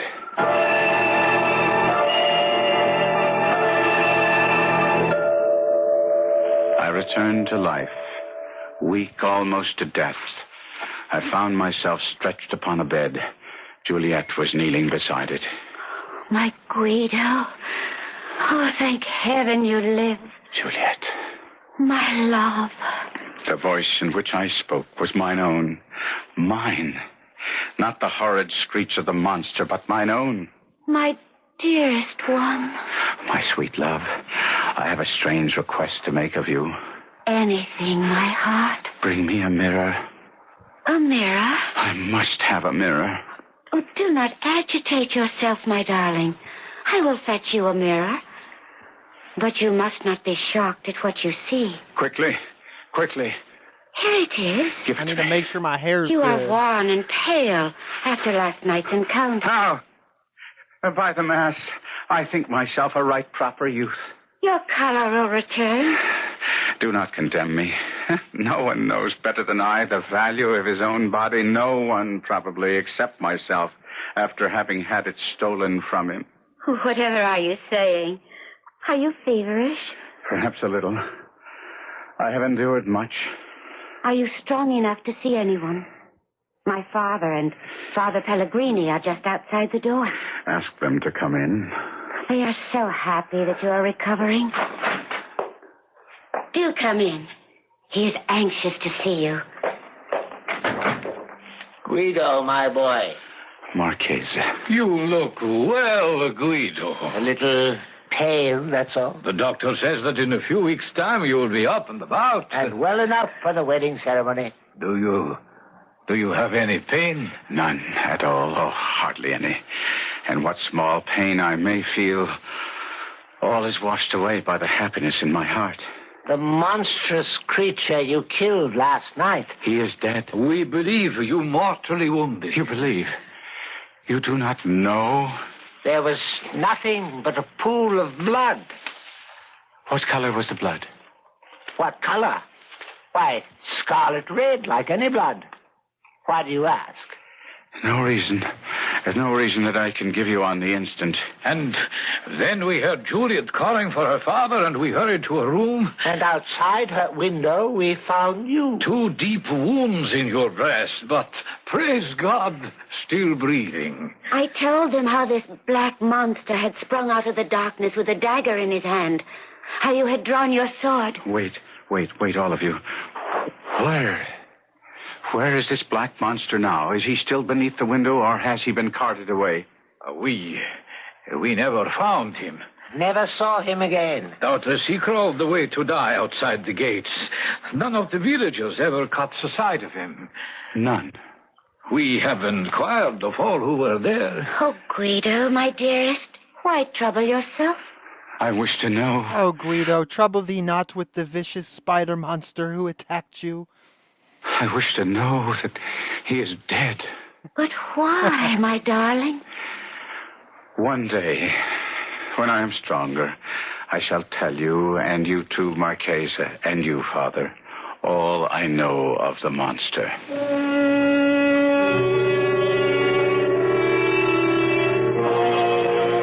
And so I did. Incoherent as it may have sounded, some weeks later, I talked first to Juliet of the monster and his crimes. But you are raving, Guido. You are still suffering from your wounds, your encounter with the beast. You nearly You're married temporarily retarded, Guido. him. Hush, my darling. Speak no more of that dreadful encounter. It has left you fevered and distressed. But do not fear, my heart. I shall tend you and nurse you back to health. And once we are wed, you will forget the black monster forever. How common are spider monsters at this time where it's just like not even a big deal? I did not forget so quickly. I talked next to my future father-in-law, the Marchesa Tarella, who gave more credence to my story. It was the fiend himself, Guido, there can be no doubt. Ah, what a trickster he can be. We all know that. Indeed he can. I find it credible, although I confess it stretches my belief, that he could steal your body from you and come here in your guise. He did, sire. He did. Yet he came so humbly, so penitently. He asked my forgiveness for his sins in such a straightforward way. I confess he took me in completely. Sire, will you believe me when I tell you that what he did is what I would have done?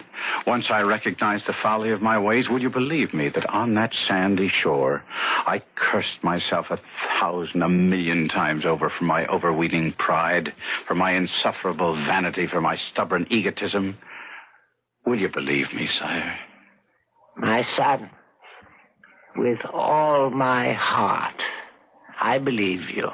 See, I think when I was first listening to this, I sort of had the feeling like what Bill Hicks was saying here, waiting for the twist, and then he knew it. Because they said that the blood that they found was crimson red, so I was like, oh, so did they not switch bodies? Is this the monster in his body? But the way it's going, I don't think so. I think he did switch back bodies, but it doesn't... The red blood thing doesn't make any sense. But I don't think the twist is that the monster is still in his body. But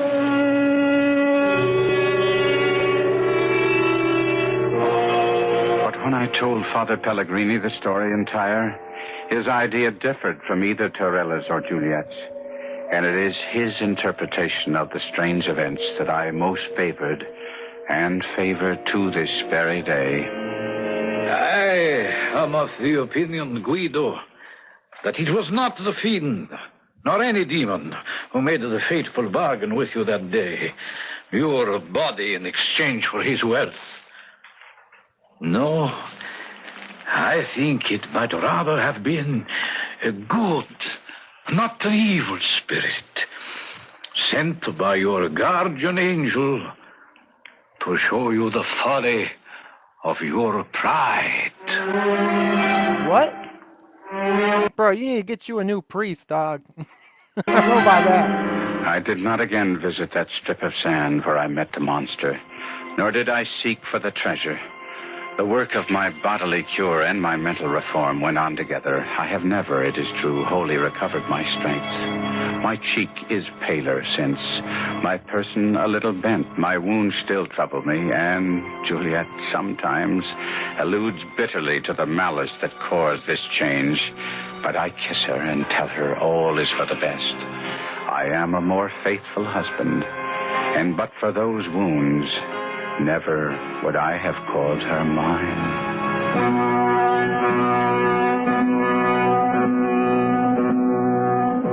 Which interpretation of Guido's story do you favor? Juliet's, the Marchesa Torella's, or Father Pellegrini's? Was it all the product of a fevered brain, or was the monster in truth a demon from the netherworld bent on destruction? Yeah. Or was he sent by Guido's guardian angel, a kindly spirit in hideous disguise, Definitely. to restore to the young man his sanity and good judgment? We leave it to you. I'll be back shortly.